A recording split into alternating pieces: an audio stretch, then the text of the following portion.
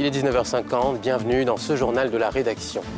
Dans les titres de l'actualité de ce 15 juin, face à la hausse des mariages de complaisance, le Conseil des ministres vient d'adopter un projet de loi qui veut porter à 5 ans l'attente avant l'obtention de la nationalité par le mariage.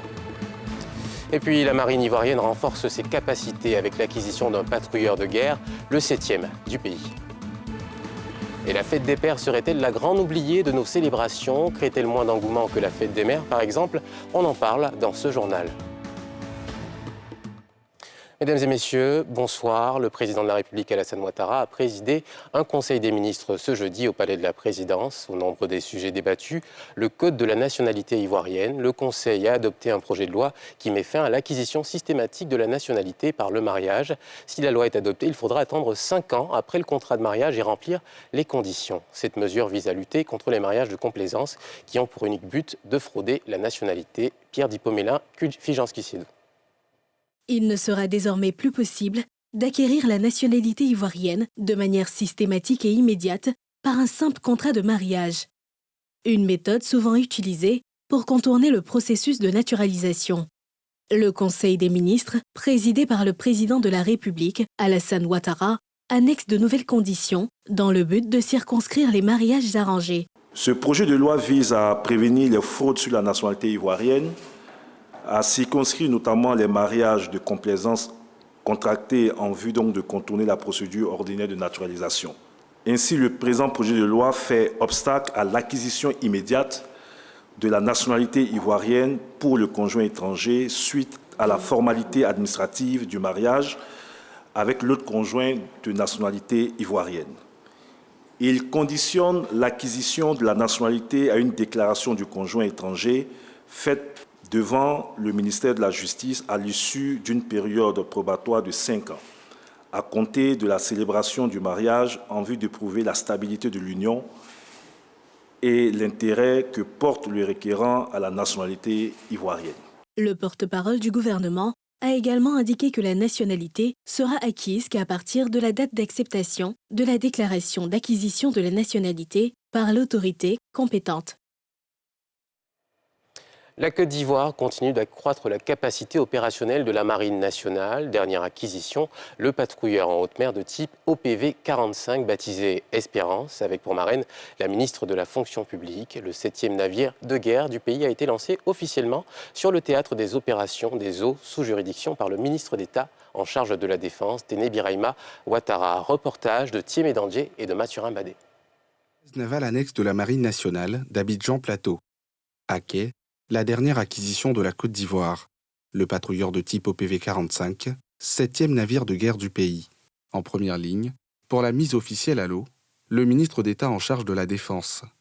Occasion pour l'hôte de marque, des soldats des eaux sous juridiction, de mettre en exergue la vision stratégique du président de la République à la manœuvre pour redonner de la vigueur à la marine en l'équipant de moyens militaires et navals de pointe. La piraterie maritime et tout ce qui s'ensuit est un fléau qu'il faut combattre. Et nous avons des patrouilleurs à mesure d'aller très loin dans les eaux maritimes. Et ceci est un avantage. Ce patrouilleur est très bien armé et ça permet de dissuader, ça permet de se projeter en mer à des milliers de kilomètres, ce qui est exceptionnel. Donc beaucoup plus de protection de nos eaux maritimes.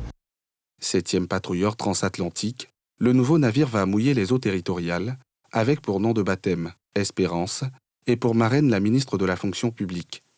Cette montée en puissance s'inscrit dans une vision stratégique des autorités pour la construction d'une Côte d'Ivoire maritime plus forte.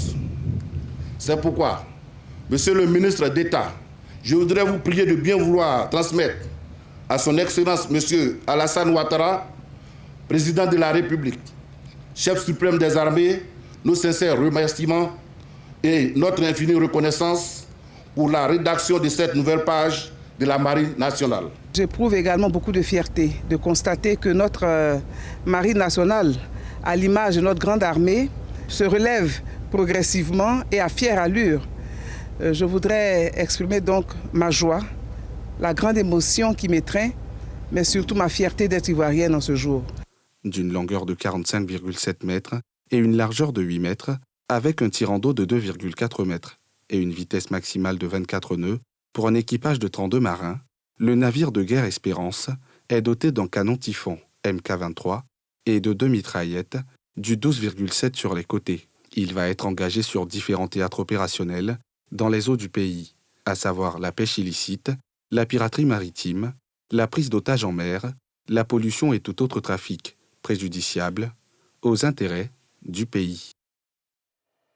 Les travaux de drainage des eaux pluvieuses à Abobo sont désormais à plus de 95% de réalisation. C'est ce qui ressort de la visite effectuée ce jeudi par une délégation de la Banque mondiale aux côtés des coordonnateurs du projet d'assainissement et de résilience urbaine, un projet qui réjouit déjà les populations en cette période pluvieuse. Nikima Moussa, Tanguy Conan. Lancés en mars 2022, les travaux de drainage des eaux pluviales à Anonkwa-Kouté vont bon train. Financés par la Banque mondiale, ces travaux s'inscrivent dans le projet d'assainissement et de résilience urbaine, initié par le ministère en charge de l'assainissement. Un projet prêt à 95%. Ce projet consiste à construire 7 km de canaux primaires qui permettent en tout cas de mettre à l'abri plus de 300 000 personnes contre les inondations. Et ce projet aujourd'hui est réalisé à 95%. Le reste, c'est vraiment un aménagement paysager que nous allons mettre en place. Nous visons à terme réaliser 75 km de canaux qui permettent de protéger 2 millions de personnes contre les inondations. À ce stade de l'évolution des ouvrages de drainage, les riverains ressentent déjà une nette amélioration. Notre émotion est totale, puisqu'il y a quelques années en arrière, le quartier était enclavé. Aujourd'hui, le quartier est désenclavé. Avant, on était en Outre-mer, aujourd'hui, nous sommes à Abidjan. C'est un projet qui va permettre aux populations de vivre dans de meilleures conditions. Vous savez qu'Abobo est l'une des communes qui, chaque année, en saison de pluie, est sinistrée, et souvent même des pertes en vies humaines. Mais c'est grâce aux travaux entamés ici par le ministère de l'Assainissement qui permet aujourd'hui aux populations de vivre en toute quiétude, même en grande saison de pluie. Les bailleurs de fonds du projet ont exprimé leur satisfaction.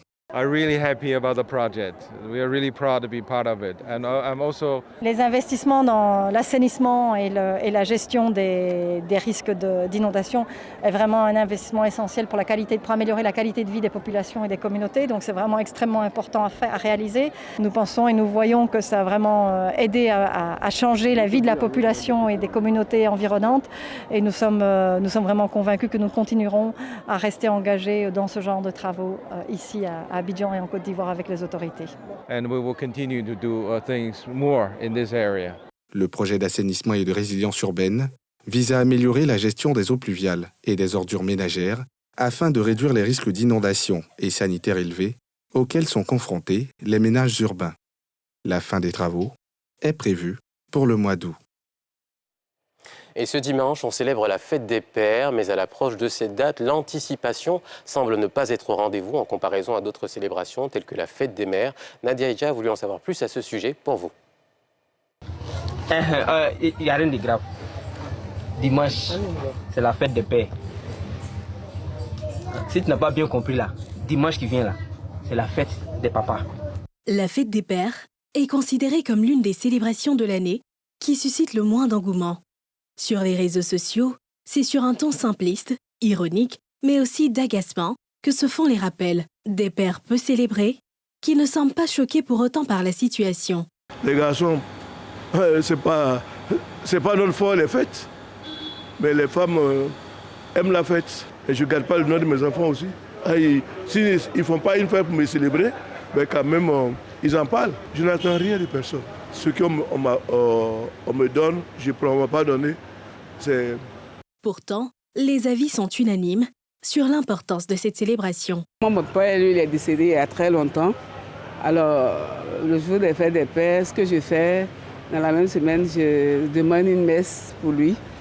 Et puis, mon époux, il est célébré. On l'a déjà fait à la maison. Moi, je pense que chacun de nous devait célébrer le papa.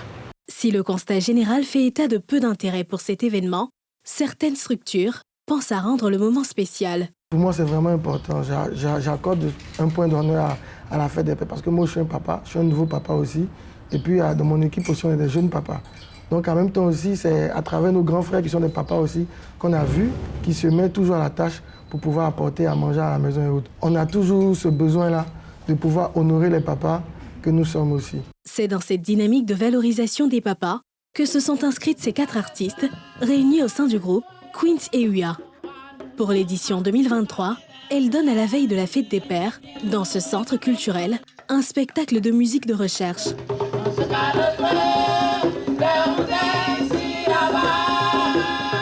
Habituellement, on ne célèbre que les mères. Et on met un peu les papas de côté. On s'est dit, il faut que ça change parce que quand même, les pères, ce sont eux qui font presque tout pour nous. Hein. Une initiative à sa première édition qu'elles entendent poursuivre dans les années à venir. Car comme la plupart des personnes dans la société, pour elles, le père reste le pilier de la famille. Nous avons dédié cette soirée au papa. Parce que ça me plaît dans notre famille. Et le monde a célébré mardi la 9e édition de la Journée internationale de sensibilisation à l'albinisme. Une édition 2023 célébrée autour du thème « L'inclusion fait la force ». Du côté de la rédaction, on a voulu mesurer le niveau d'inclusion des personnes atteintes d'albinisme en Côte d'Ivoire et quel regard porte sur eux la société. C'est un reportage de Mardoché Kouassi et de Mathurin Badé. J'ai une amie qui travaille dans une unité de production de jus de fruits. Donc j'ai demandé à partir aussi et la dame, elle m'a accepté. J'étais toujours au lavage des bouteilles et la dame qui demande à l'autre, mais pourquoi c'est au lavage des bouteilles, à chaque fois c'est là-bas qui l'amène. L'autre dit non, c'est là-bas qui est bien pour elle. Je sortais de la salle, je revenais sur mes pas pour autre chose. Et puis, avant d'ouvrir la porte, j'ai surpris la conversation, la dame qui disait, mais c'est normal. Parce qu'avec sa couleur là, bon, si les gens voient ça, vraiment c'est un peu... Donc quand elle a dit ça, ça m'a brisé psychologiquement. Frustration et rejet, c'est le quotidien de plusieurs de ces personnes atteintes d'albinisme du fait de la couleur de leur peau ou de certaines croyances qui leur attribuent des pouvoirs mystiques. J'étais en formation dans une entreprise et un client m'a fait appel. Et après avoir fini de traiter le marché avec lui, il était question maintenant d'aller acheter les produits pour aller faire les travaux. Le jour qu'on s'est donné un rendez-vous pour faire les achats des produits, le client était arrivé avec sa femme. Sa femme a demandé à avoir un entretien avec lui. Et après l'entretien, l'intermédiaire m'a appelé pour me dire que monsieur, le client ne veut plus que tu fasses les travaux parce que sa femme ne veut pas que tu aies accès à leur maison. J'ai compris tout de suite que c'était à cause de mon albinisme. Finalement, j'ai perdu le marché, un marché de 800 000. Pourtant, l'albinisme est simplement une maladie héréditaire due à une absence de pigmentation sur les cheveux, la peau et les yeux. L'albinos est donc un citoyen comme tout autre qui a des droits, notamment celle à l'inclusion. C'est l'une des composantes du combat que mène depuis plusieurs années l'ONG Bien-être des albinos Côte d'Ivoire, en abrégé BEDACI. Nous avons sensibilisé les autorités policières, administratives et coutumières. Et nous avons fait des films de sensibilisation pour montrer que nous avons les mêmes droits. L'un de ces albinos, bien intégré à la fonction publique, est en service à la Direction régionale des lagunes du ministère du Plan et du Développement. Il y est arrivé sur la pointe des pieds, craignant les préjugés et la stigmatisation. Auparavant, il y a eu une appréhension déjà que les personnes atteintes de l'albinisme ne sont pas acceptées. Donc moi, en venant, j'étais sur mes gardes aussi. L'accueil s'est bien passé dans l'ensemble. J'ai été bien intégré par mes supérieurs hiérarchiques et mes collaborateurs aussi qui m'ont bien accueilli. Après 8 années passées dans cette administration, c'est un cas d'intégration réussi. Après, mais d'abord, quand tu vois la personne, bon, tu tiques parce que tu ne t'attends pas. Mais comme c'est une personne sans complexe, qui s'est intégrée facilement et qui sait attirer les gens vers lui. Donc, je n'ai pas eu d'appréhension, je n'ai pas eu de préjugés, je n'ai pas eu peur. Selon le recensement général de la population de 2014, la Côte d'Ivoire compte environ 6200 personnes atteintes d'albinisme. Des personnes qui comptent et méritent de bénéficier de l'égalité des chances.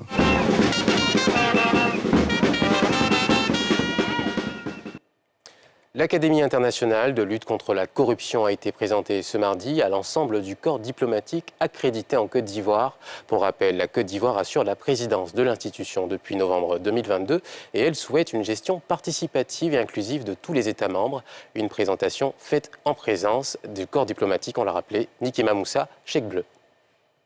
C'est devant un parterre de diplomates accrédités en Côte d'Ivoire que l'Académie internationale de lutte contre la corruption a été présentée.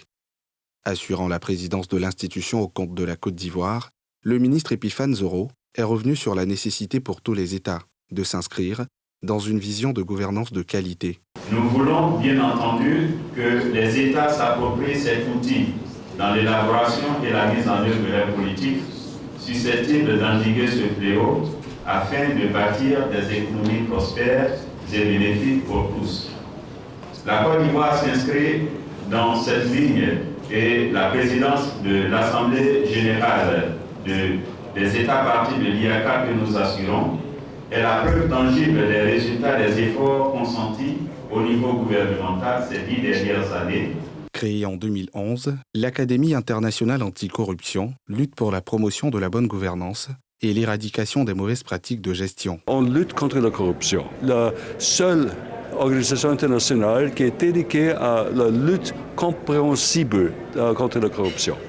Nous sommes une organisation technique, nous offrons des assistances techniques aux 189 États qui ont ratifié la Convention des Nations Unies contre la corruption. Constituée essentiellement de la présentation de l'Académie et des échanges avec les participants, la rencontre a été accueillie avec enthousiasme par les diplomates. C'est une excellente initiative de la part de la Côte d'Ivoire, vraiment de nous convier à cet événement, venir présenter l'Académie au corps diplomatique ce soir. C'était vraiment une initiative très importante aussi pour vraiment informer tout le corps diplomatique des activités de l'IACA et encore plus de mettre l'accent sur la présidence de la Côte d'Ivoire. C'est à l'occasion de la 11e session de l'Assemblée des partis de l'IACA, tenue en novembre 2022 à Vienne en Autriche, que la Côte d'Ivoire a été désignée pour assurer la présidence de cette prestigieuse institution. Si vous vous rendez au Ghana et vice-versa, vous bénéficierez bientôt de tarifs préférentiels pour les communications mobiles. Les deux pays ont signé mercredi à Abidjan un protocole d'accord portant lancement d'un roaming communautaire relatif à l'itinérance sur les réseaux publics de communication mobile dans l'espace CEDEAO. Salifia Lekwe, Eric Kimou. La Côte d'Ivoire et le Ghana, par ses signatures, des responsables de l'ARTC, l'autorité de régulation des télécommunications, et la NCA, l'autorité des communications du Ghana, facilitent la communication à leurs ressortissants en déplacement. À travers le roaming communautaire, tout abonné ghanéen en déplacement en Côte d'Ivoire et vice-versa peut utiliser son numéro et bénéficier des conditions tarifaires allégées. Désormais, une communication vers la Côte d'Ivoire étant au Ghana, que nous payons autour de 400-500 francs, aujourd'hui elle va coûter moins de 250 francs. Aujourd'hui, cela veut dire que, étant en roaming, on payait. Lorsqu'on recevait un appel étant au Ghana, on le payait. Aujourd'hui, avec le règlement CEDEAO, avec ce qui a été fait aujourd'hui, il n'y a plus de paiement fait par l'abonné qui est en déplacement au Ghana avec son numéro de téléphone. De sorte que, globalement, sur l'ensemble des services de roaming, les baisses vont de 50 à la gratuité. La 16e réunion des ministres en charge d'éthique de la CEDEAO, tenue à Ouagadougou en 2019, a désigné la Côte d'Ivoire à travers l'ARTC comme champion pour conduire les travaux de mise en œuvre intégrale et effective du règlement de la CEDEAO sur le roaming. Les deux pays voisins se félicitent de la concrétisation de ce processus. Il est bon de préciser que dans le cadre du service d'itinérance classique, la réception d'appels est payante et cela constitue un véritable frein à son appropriation par nos populations. Ce jour du 14 juin 2023 consacrera la levée de cette barrière entre la Côte d'Ivoire et le Ghana. Cette signature s'est déroulée en présence de représentants des ministres de tutelle des deux pays. Le règlement communautaire a été adopté le 16 décembre 2017 dans le but de définir un cadre juridique et tarifaire harmonisé sur les réseaux publics de communication mobile dans la CEDEAO. Il vise à régler le coût élevé des services d'itinérance dans cette zone. Et c'est la fin de ce journal. Merci d'être resté en notre compagnie, mais ne bougez pas. Tout de suite, sans réserve, Lydia Rassouba reçoit pour vous à Salfo. Bonne soirée.